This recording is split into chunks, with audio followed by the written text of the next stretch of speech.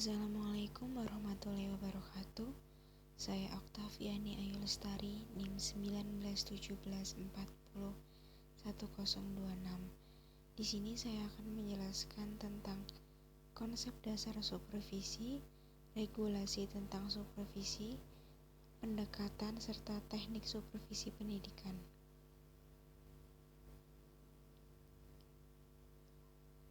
Dalam upaya peningkatan mutu pendidikan, salah satu faktor yang sangat diperlukan yaitu pengawasan atau supervisi pendidikan. Untuk memahami supervisi pendidikan, diperlukan terlebih dahulu pemahaman tentang supervisi. Supervisi berasal dari dua kata yaitu super dan visi, yang berarti melihat dan meninjau dari atas. Kegiatan ini dilakukan oleh pihak atasan terhadap aktivitas, kreativitas, dan kinerja bawahan. Supervisi pendidikan merupakan rangkaian kegiatan untuk membantu guru mengembangkan kemampuan mereka dalam mengelola proses pembelajaran agar dapat mencapai tujuan pembelajaran. Selanjutnya, ada urgensitas supervisi pendidikan. Yang pertama yaitu perkembangan kurikulum yang senantiasa menjadi indikator kemajuan pendidikan. Kurikulum senantiasa berubah mengikuti perkembangan zaman. Maka dari itu, diperlukan penyesuaian yang berkesinambungan. Yang kedua, pengembangan personel. Pegawai atau karyawan adalah upaya yang tidak mengenal kata henti dalam organisasi, baik secara formal maupun informal. Secara formal, lembaga memiliki tanggung jawab dalam mengembangkan kemampuan personilnya. Secara informal, bisa dilakukan mulai dari kesadaran individu personil sendiri.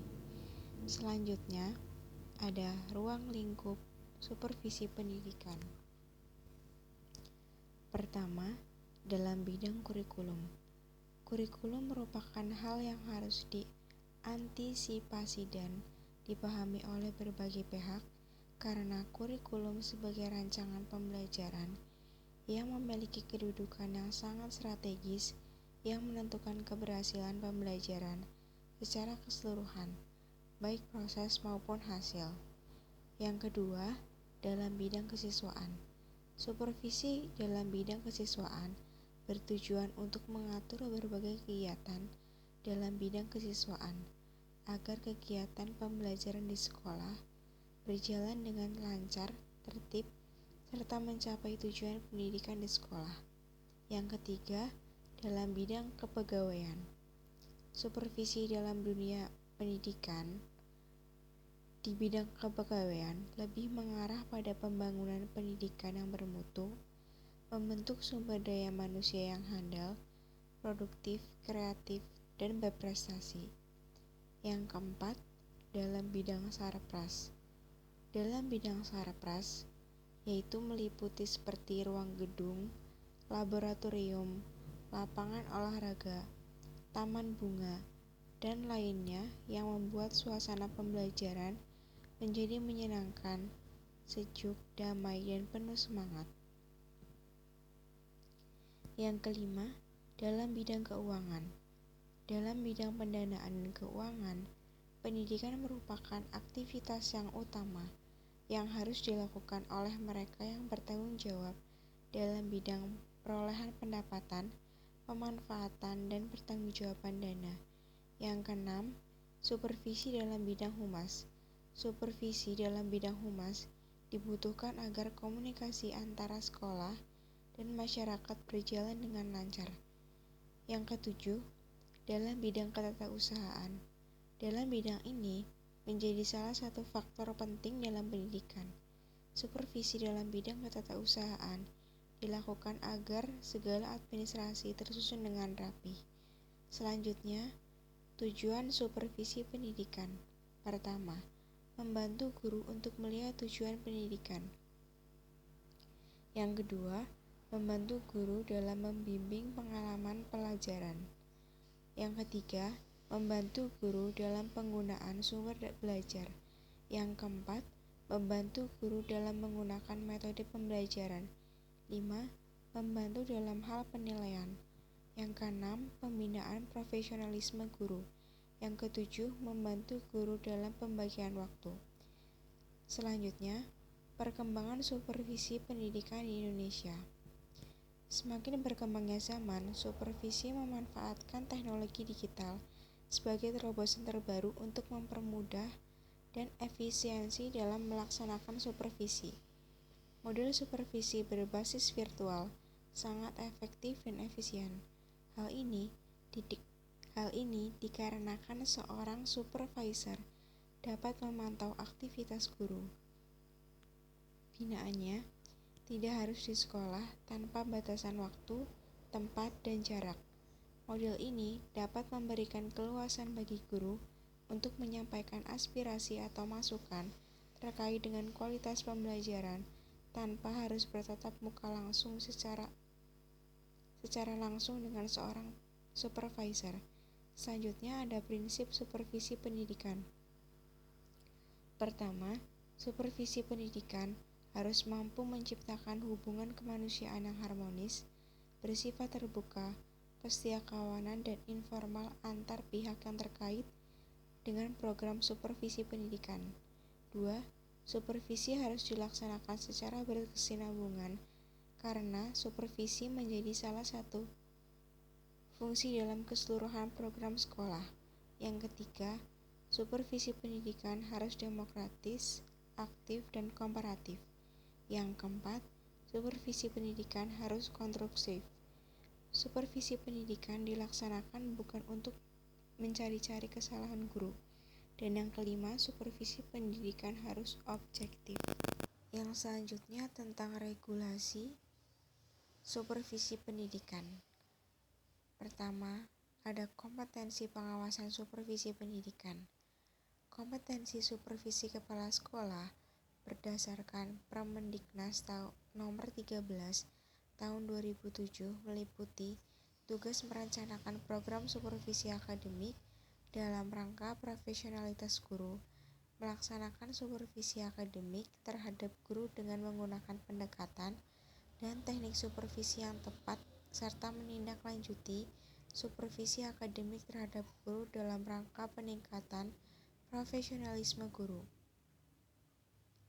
Supervisi di kelas yang dilakukan seminggu sekali oleh kepala sekolah merupakan jembatan komunikasi antara guru dan pimpinannya.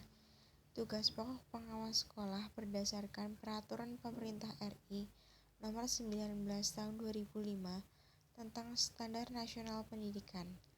Pada pasal 55 menyatakan bahwa pengawasan satuan pendidikan meliputi pemantauan, supervisi, evaluasi, pelaporan, dan tindak lanjut hasil pengawasan. Menurut Depdiknas, istilah yang sering digunakan dalam pengawasan pendidikan di sekolah adalah: yang pertama, pengawas bersifat membimbing dan membantu mengatasi kesulitan dan bukan semata-mata mencari kesalahan. Pengawasan yang dilakukan oleh kepala sekolah harus difokuskan pada perhatian usaha mengatasi hambatan yang dihadapi oleh guru dan staf dan tidak semata-mata mencari kesalahan. Jika terpaksa harus menunjukkan kekeliruan, harus disampaikan sendiri dan tidak di depan orang lain. Yang kedua, bantuan dan bimbingan diberikan secara tidak langsung. Para staf diberikan dorongan untuk memperbaiki dirinya sendiri, sedangkan kepala sekolah hanya membantu. Hal ini sangat penting untuk menumbuhkan motivasi kerja bagi guru dan staf. Yang ketiga, saran yang segera perlu diperhatikan dan diberikan. Hal yang dimaksud agar yang bersangkutan dapat memahami dengan jelas keterkaitan antara saran dengan kondisi yang dihadapi. Dalam memberikan saran sebaiknya dalam bentuk diskusi, sehingga terjadi pembahasan terhadap masalah yang terjadi. Yang keempat, pengawasan dilakukan secara periodik. Kehadiran kepala sekolah dalam supervisi jika tidak ada hambatan bertindak sebagai pemberian dukungan moral bagi guru atau karyawan yang sedang mengerjakan tugas. Yang kelima, pengawasan dilaksanakan dalam sesama kemitraan, karena suasana kemitraan ini memudahkan guru dan karyawan menyampaikan hambatan yang dihadapi sehingga dapat segera dicarikan jalan keluarnya. Maka itu, pengawasan salah satu fungsi manajemen yang harus dilaksanakan oleh kepala sekolah sebagai pemimpin di sekolah. Hal itu untuk menjamin agar supaya semua pekerjaan yang sedang dilakukan berjalan sesuai dengan rencana yang telah ditentukan sebelumnya. Selanjutnya, manajemen dalam supervisi pendidikan. Dalam proses pelaksanaan manajemen, berkaitan erat dengan kegiatan-kegiatan tertentu yang harus dilakukan, yang mana kegiatan tersebut dapat dikenal dengan nama dan fungsi yang terdiri dari yang pertama, perencanaan. Perencanaan dapat dipahami sebagai penentu suatu tindakan untuk mencapai tujuan yang diinginkan. Oleh karena itu, dalam konteks pembelajaran, maka perencanaan itu terkait erat dengan tujuan pembelajaran sesuai dengan visi dan misi sekolah, khususnya pembelajaran aktif, kreatif, efektif, dan menyenangkan. Yang kedua, pengorganisasian. Fungsi pengorganisasian merupakan proses yang menyangkut bagaimana strategi dan taktik yang dirumuskan dalam perencanaan dalam sebuah organisasi yang tepat dan tangguh, sistem dan organisasi yang kondusif, dan dapat memastikan bahwa semua pihak dalam organisasi dapat bekerja secara efektif dan efisiensi guna untuk mencapai tujuan mengatur dan menghubungkan sumber belajar sehingga dapat mewujudkan tujuan belajar dengan cara yang efektif dan menyenangkan. Yang ketiga, pergerakan. Fungsi penggerak dalam suatu organisasi adalah usaha atau tindakan dari pimpinan dalam rangka menimbulkan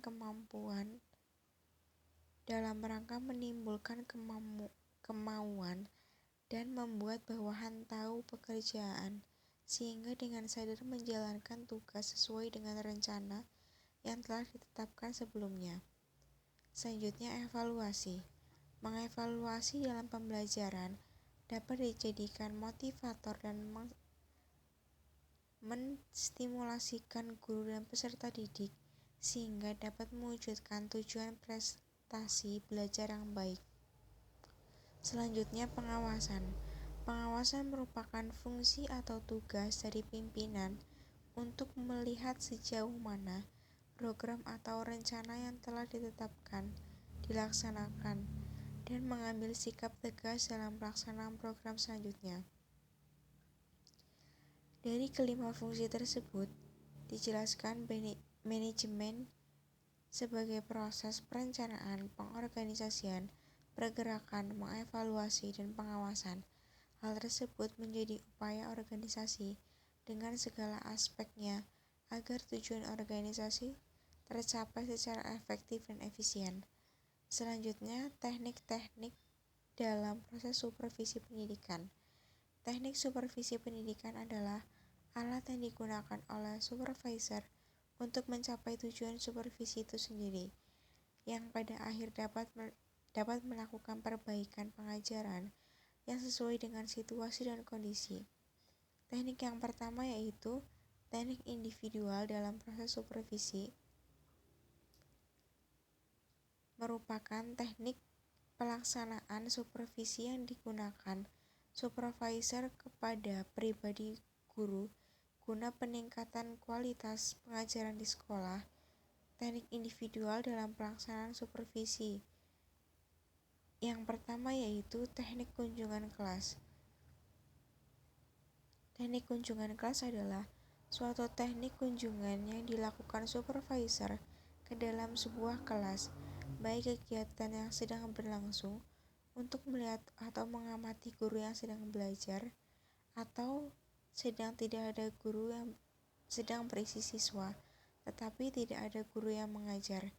Kunjungan kelas dapat dilakukan dengan 3 cara, yaitu tanpa diberitahu, dengan pemberitahuan, dan atas undangan guru dan saling mengunjungi kelas.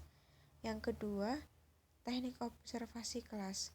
Teknik observasi kelas adalah suatu teknik kunjungan yang dilakukan supervisor, baik pengawasan atau kepala sekolah, ke sebuah kelas dengan maksud untuk mencermati situasi atau peristiwa yang sedang berlangsung di kelas yang bersangkutan meliputi perilaku guru dan siswa.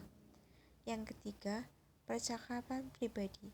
Percakapan pribadi merupakan dialog yang dilakukan oleh guru dan supervisornya yang membahas tentang keluhan-keluhan atau kekurangan yang dikeluarkan oleh guru dalam bidang mengajar, di mana di sisi supervisor dapat memberikan jalan keluarnya. Selanjutnya, ada mengunjungi sekolah lain. Teknik ini dilakukan oleh sekolah-sekolah yang masih kurang maju dan dengan menyuruh beberapa orang guru untuk mengunjungi sekolah-sekolah ternama dan maju dalam pengelolaannya untuk mengetahui kiat-kiat yang telah diambil sampai sekolah tersebut maju. Selanjutnya, penyeleksian berbagai sumber materi untuk mengajar. Teknik pelaksanaan supervisi ini berkaitan dengan aspek-aspek belajar mengajar. Adapun teknik ini yang menitik beratkan kepada kemampuan supervisor dalam menyeleksi buku-buku yang dimiliki oleh guru pada saat mengajar yang sesuai dengan kebutuhan kegiatan belajar mengajar. Yang kedua, teknik supervisi yang bersifat kelompok. Pertama, pertemuan orientasi bagi guru baru. Pertemuan orientasi merupakan pertemuan antara supervisor dengan supervisi terutama dengan guru baru yang bertujuan mengantarkan supervisi memasuki suasana kerja yang baru. Yang kedua, rapat guru. Rapat guru adalah teknik supervisi kelompok melalui rapat guru yang dilakukan untuk membicarakan proses pembelajaran dan upaya atau cara meningkatkan profesi guru. Yang ketiga, studi kelompok antar guru. Studi kelompok antar guru adalah suatu kegiatan yang dilakukan oleh sejumlah guru yang memiliki keahlian di bidang studi tertentu, yang dikontrol oleh supervisor agar kegiatan yang dimaksud tidak berubah menjadi ngobrol hal-hal yang tidak ada kaitannya dengan materi. Selanjutnya, diskusi. Diskusi merupakan pertukaran pikiran atau pendapat melalui suatu percakapan tentang suatu masalah untuk mencari alternatif pemecahannya. Teknik tersebut merupakan salah satu teknik supervisi kelompok yang digunakan supervisor untuk mengembangkan berbagai keterampilan dari diri para guru dalam mengatasi berbagai masalah atau kesulitan dengan cara melakukan tukar pikir antara satu dengan yang lain. Selanjutnya ada workshop. Ini merupakan salah satu kegiatan belajar kelompok yang terdiri dari sejumlah pendidik yang sedang memecahkan masalah melalui percakapan dan bekerja kelompok. Selanjutnya, tukar-menukar pengalaman. Suatu teknik perjumpaan di mana guru menyampaikan pengalaman masing-masing dalam mengajar terhadap topik-topik yang sudah diajarkan, saling memberi dan menerima tanggapan, dan saling belajar satu dengan yang lain. Dengan demikian, teknik supervisi sangat penting untuk dikuasai oleh kepala sekolah. Tanpa penguasaan teknik dalam pelaksanaannya, tidak akan berjalan dengan baik, maka dari itu, kepala sekolah tidak akan efektif dalam kegiatan supervisinya. Sebelum menguasai teknik dalam bidang supervisi, teknik supervisi akan lebih memudahkan pencapaian sasaran-sasaran dari tujuan yang telah ditetapkan. Oleh sebab itu, penerapan teknik dari supervisi merupakan wujud dari kemajuan sekolah untuk berkembang. Yang selanjutnya, pendekatan supervisi pendidikan. 1. Pendekatan supervisi ilmiah. Dalam pendekatan supervisi ilmiah ini, pembelajaran terkait dengan erat. Pengupayaan efektivitas pembelajaran dalam pandangan pendekatan ilmiah ini dipandang sebagai ilmu atau sains. Oleh karena pembelajaran dipandang sebagai sains, maka perbaikan pembelajaran dapat dilakukan dengan metode-metode ilmiah seperti rasionalitas dan empirik. Tugas utama supervisi pembelajaran dengan menggunakan pendekatan ilmiah adalah membantu guru dalam menyeleksi metode-metode mengajar dan memperbarui kemampuan guru-guru dalam mengajarnya. Adapun kelebihan dari pendekatan ilmiah ini adalah hasil penelitian tentang pembelajaran dipandang sebagai hal yang sangat penting berdasarkan penelitian, baik yang dilakukan secara mandiri atau oleh peneliti lain. Dapat diketahui mana pembelajaran yang efektif dan mana pembelajaran yang tidak efektif. Adapun kelemahan dari pendekatan ini adalah karena pendekatan ini menitik beratkan pada penelitian, maka dari itu pendekatan ini membutuhkan biaya yang cukup mahal. Penggunaan waktu untuk mendapatkan hasil penelitian juga cukup memakan waktu yang lama. Jika supervisor tidak ada kemauan dalam melaksanakan penelitian, maka pendekatan ini tidak akan berhasil mendapatkan suatu untuk memecahkan masalah. Yang kedua, pendekatan supervisi artistik. Pendekatan supervisi ini dalam pengajaran memiliki beberapa ciri. Yang pertama, menaruh perhatian bahwa karakter ekspresif tentang peristiwa pembelajaran yang terjadi. Pendekatan ini tidak menyederhanakan kejadian yang luas dan kompleks. Ia mengartikan kenyataan secara benar. Yang kedua, memerlukan ahli seni dalam pendidikan yang dapat melihat sesuatu yang halus, lembut, dan untuk menjangkaunya perlu dengan rasa dalam pembelajaran. Karena sesuatu dengan subtel tersebut mempengaruhi individu dalam bertindak. Yang ketiga, mengapresiasi setiap kontribusi unik para guru yang ada di supervisi terhadap pengembangan siswa. Kritik yang diberikan oleh supervisor adalah sebagai kritik seni, musik, dan film, dan bukan kritik negatif. Kritik yang dikemukakan sebagaimana kritik seni ini sangat bermanfaat bagi guru dalam melaksanakan pembelajaran. Selain memiliki ciri-ciri, ada juga kelemahan dan kelebihan dalam pendekatan supervisi ini. Kelebihannya yaitu, dalam hal pengajaran, supervisor melihat secara teliti, halus, dikaitkan dengan gejala yang lain. Sedangkan kelemahannya yaitu, tidak semua supervisor mampu mengapresiasikan fenomena secara tepat, mungkin dari segi waktu juga agak lama. Yang ketiga, pendekatan supervisi kompetisi. Pendekatan supervisi kompetisi didasarkan atas asumsi bahwa supervisi bertujuan untuk membentuk kompetisi minimal yang harus dikuasai oleh guru. Tugas supervisor dalam hal ini adalah menciptakan lingkungan yang sangat terstruktur sehingga secara bertahap guru dapat menguasai kompetisi yang dituntut dalam mengajar. Situasi yang terstruktur ini adalah yang pertama, definisi tentang tujuan kegiatan supervisi yang dilaksanakan untuk tiap kegiatan. Yang kedua, penilaian kemampuan guru dalam segala partisipasinya. Yang ketiga, program supervisi yang dilakukan dengan segala rencana yang terinci dengan pelaksanaannya. Yang keempat, monitoring kemajuan guru dan penilaian untuk memenuhi apakah program itu berhasil atau tidak. Selanjutnya, pendekatan supervisi humanistik. Pendekatan supervisi humanistik adalah salah satu pendekatan yang sering kali dipakai dalam melaksanakan supervisi. Pendekatan humanistik timbul dari keyakinan bahwa guru tidak dapat diperlakukan sebagai alat semata-mata untuk meningkatkan kualitas mengajar. Tugas supervisor adalah membimbing sehingga makin lama guru dapat berdiri sendiri dan berkembang dalam jabatannya dengan usahanya sendiri.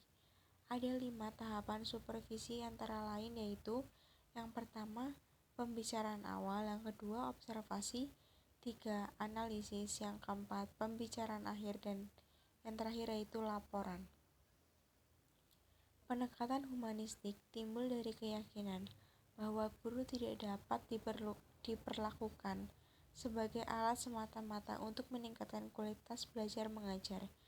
Guru bukan masukan akademik dalam proses pembinaan dan tidak sama dengan masukan sistem lain yang bersifat kebendaan atau dalam proses pembinaan. Guru mengalami perkembangan secara terus-menerus dan program supervisi harus dirancang untuk mengikuti pola perkembangan itu. Tujuan supervisi yang digunakan oleh para supervisor yang menggunakan humanistik tidak mempunyai format yang standar, tetapi tergantung pada kebutuhan guru. Yang selanjutnya yaitu teknik supervisi pendidikan. Klasifikasi teknik supervisi pendidikan. Dalam usaha meningkatkan program sekolah dan peningkatan mutu pendidikan, supervisor dari dinas pendidikan atau kepala sekolah sebagai supervisor dapat menggunakan berbagai teknik supervisi pendidikan. Supervisi dapat dilakukan dengan berbagai cara dengan tujuan agar apa yang diharapkan bersama dapat tercapai. Teknik-teknik ini memiliki nilai lebih apabila digunakan oleh supervisor. Dengan kata lain, supervisi bukan hanya pengawasan belaka. Teknik adalah cara untuk melakukan hal-hal tertentu. Seorang supervisor harus memilih teknik-teknik yang khusus yang serasi. Teknik supervisi adalah cara-cara khusus yang digunakan untuk melaksanakan tugas supervisi untuk mencapai tujuan.